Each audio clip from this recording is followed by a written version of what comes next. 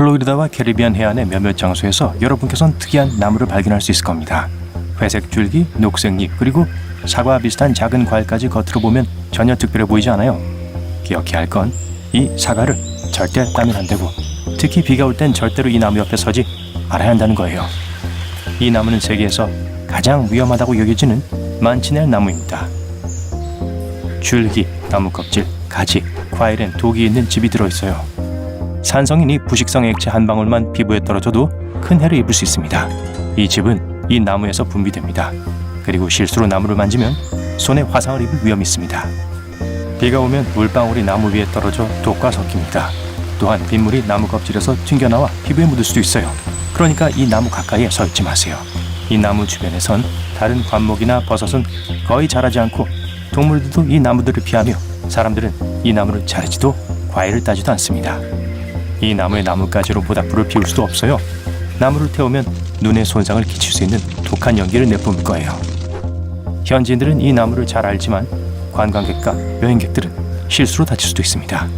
그렇기 때문에 대부분의 만치넬 나무엔 페인트가 칠해져 있거나 경고 표지판이 붙어 있습니다. 다음 놀라운 나무를 보기 위해선 지구에서 가장 비가 많이 오는 곳으로 가야 해요. 인도의 모신람 마을에 오신 걸 환영합니다. 벵골만이 그리 멀지 않은 곳이죠. 그리고 벵골만에서 응축된 모든 습기는 이 마을로 이동합니다. 그래서 이 마을은 거대하고 습한 구름 속에서 살고 있습니다. 이곳에서는 폭우가 좀처럼 그치지 않아요. 흥미롭게도 사람들은 이런 마을에서의 삶에 적응했어요. 갈대로 만든 특별한 수제 우산을 쓰고 다니고 일도 합니다. 하지만 가장 멋진 건 다리예요. 사람들이 마을을 돌아다닐 수 있도록 지어진 다리인데요. 비가 계속 내려 이곳에선 일반 다리와 도로를 건설할 수 없었어요. 건축 자재가 굳을 시간이 없으니까요. 물은 건축 자재를 부식시키고 죽이 되게 만들어 버릴 거예요. 다행히도 이 지역에는 식물이 매우 풍부합니다. 예를 들면 인도 고도나무가 있죠. 이 나무의 강한 뿌리는 땅 아래가 아니라 표면에서 자랍니다. 특별한 틀과 고정 장치의 도움으로 사람들은 이 뿌리를 자라게 하고 움직임을 조절하는 법을 배웠어요. 작은 물 웅덩이 옆에 나무 한 그루가 있다고 쳤죠. 그리고 이 웅덩이 한쪽 끝에서 다른 쪽 끝까지 다리를 만들어야 합니다. 그러면 자라나는 나무 뿌리를 필요한 방향으로 향하게 하는 거예요.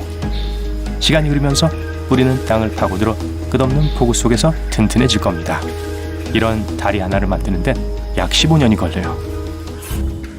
세계에서 가장 화려한 나무들 중 하나는 동남아시아의 따뜻한 열대우림에서 자랍니다.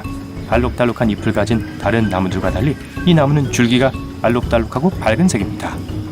멀리서 보면 마치 누군가가 다른 물감을 나무에 쏟은 것 같죠. 색깔이 아스팔트 위에 휘발유처럼 빛나요. 무늬가 너무 아름답고 근사해서 자연스럽게 만들어진 거라고 믿기 어려울 거예요. 이 나무의 이름은 무지개 유칼립투스라고 합니다. 이 나무 몸통의 색깔은 1년 내내 시기에 따라 계속해서 변합니다. 처음엔 더 밝은 녹색 색조로 띕니다. 그리고 나서 빨간색, 주황색, 보라색으로 바뀌어요. 마지막 색은 갈색입니다. 그리고 나서 이 다채로운 주기는 반복됩니다. 다음 나무는 미국에서 자랍니다. 이 나무를 찾으려면 배슈온 고속도로를 따라 운전해야 돼요. 이 길은 울창한 숲으로 둘러싸여 있는데 버스 정류장이 보일 때까지 계속 가볼게요. 자, 그러면 이제 덤불 속을 헤쳐나가야 합니다.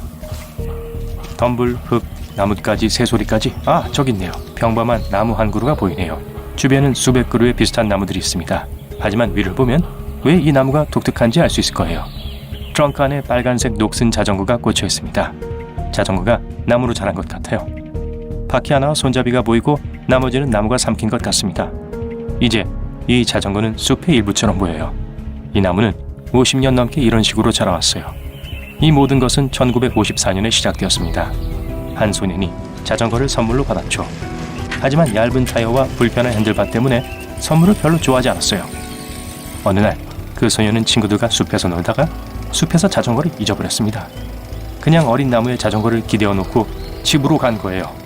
이 나무는 계속해서 자랐고 얼마 후 자전거는 나무의 일부가 되었습니다.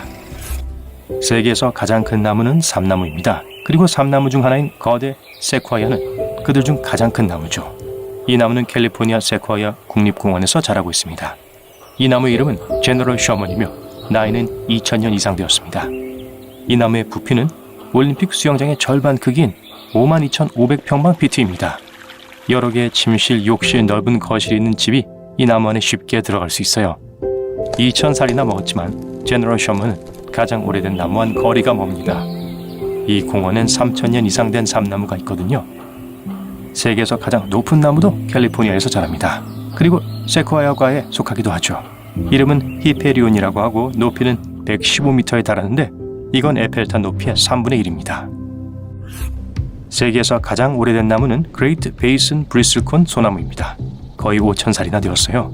고대 이집트와 고대 그리스 시대에 이 나무는 이미 자라고 있었습니다.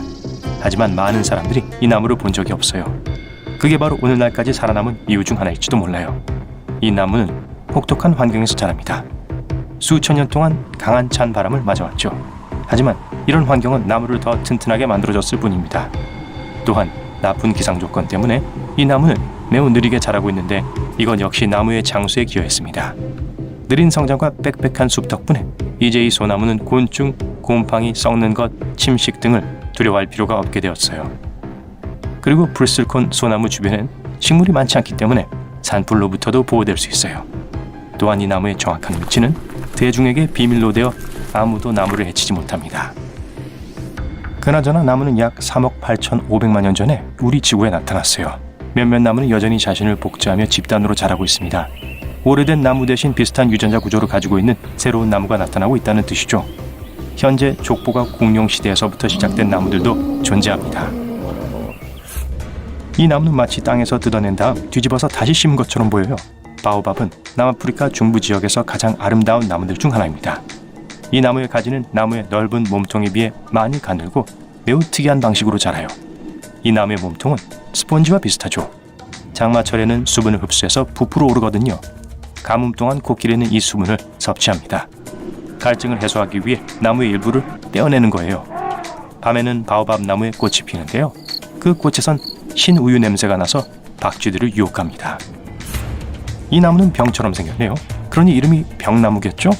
이 나무는 나미비아에서 자라며 많은 관광객들을 끌어옵니다.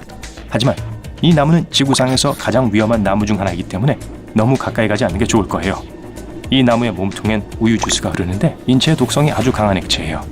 밝은 면을 보자면 이 나무의 꽃은 아주 아름다워요. 빨간 심에 잎에 분홍색, 흰색이 섞여 있죠. 웨스턴 오스트레일리아에는 감옥으로 쓰였던 나무가 자라고 있습니다. 바오밥 감옥나무 안엔 오랫동안 범죄자들을 위한 감방이 존재했습니다. 사람들은 보통 이곳에 하룻밤 동안 일시적으로 갇혔어요. 그 후 최종 목적지로 끌려왔죠. 이 감옥은 1500년 전에 지어졌고 오늘날까지 완벽하게 보존되어서 이곳을 방문하는 관광객들은 신뢰를 살짝 엿볼 수 있습니다. 세상에서 가장 놀라운 나무 중 하나의 별명은 생명의 나무입니다. 바레인의 사막에서 자라는 나무인데요. 이 나무는 수 킬로미터의 모래로 둘러싸인 이 모래 언덕 위에 400년 이상 서 있었습니다. 이곳은 굉장히 덥고 습기도 없어요. 하지만 그럼에도 불구하고 나무의 잎은 초록색이며 계속해서 자라고 있습니다. 지금까지 과학자들은 나무가 어떻게 수분과 영양분을 얻는지 아직 밝혀내지 못했어요. 주변에는 기름 매장지밖에 없거든요. 동네 사람들은 이 나무가 신성하다고 생각합니다. 결국 이 나무는 생명의 마법과 자연의 힘을 보여줍니다. 일부 과학자들은 생명력이 모두 뿌리에서 나오는 것이라고 확신합니다. 뿌리가 아주 길어서 지하의 물 공급원에 도달할 수 있다는 거죠.